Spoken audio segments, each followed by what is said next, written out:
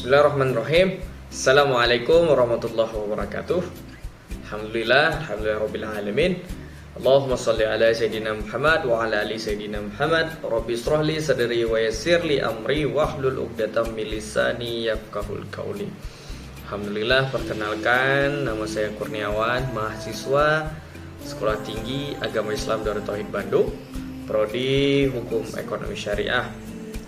Baik, pada kesempatan kali ini saya akan menyampaikan tugas dari mata kuliah Hukum Pidana dan Perdata dengan judul Kasus Salah Tangkap Peggy Setiawan. Nah, tentunya kasus ini sudah sangat lama, itu terjadi di tahun 2016 dan baru diangkat kembali oleh kepolisian pada tahun 2024. Nah, bagaimana kisahnya dan kronologinya? Mari sama-sama kita simak ya.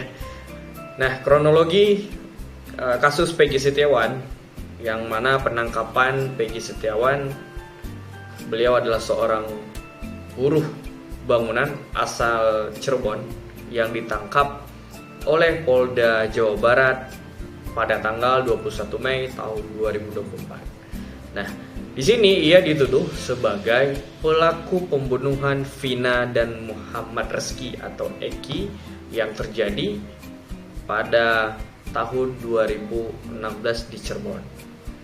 Nah, latar belakangnya seperti apa yang terjadi di kasus ini? Nah, kasus ini kembali mencuat setelah film Vina sebelum 7 hari tayang pada Mei 2024. Nah, di sini yang memicu perhatian publik terhadap kasus pembunuhan tersebut. Nah, dan juga penetapan tersangka. Ini Peggy ditetapkan sebagai tersangka berdasarkan dugaan bahwa ia adalah Peggy alias Peron, salah satu dari 3 orang yang masuk dalam daftar pencarian orang atau DPO sejak tahun 2016. Namun, 2 DPO lainnya, Andi dan Dani, kemudian dicabut statusnya karena dianggap fiktif. Nah, selanjutnya di mana di kasus ini Peggy membantah keterlibatan dan menyatakan bahwa ia bukan Peron yang dimaksud. Nah, kuasa hukumnya menunjukkan perbedaan ciri fisik antara Peggy dan Peron seperti jenis rambut. Nah, dan selanjutnya di sini, di mana di kasus ini yang sudah berjalan sangat lama dan hingga di putusan pra peradilan disebutkan dalam gugatan kasus salah tangkap ini, di mana tim kuasa hukum Peggy mengajukan gugatan pra peradilan di Pengadilan Negeri Bandung menilai penetapan tersangka terhadap Peggy tidak sah dan tidak sesuai prosedur hukum.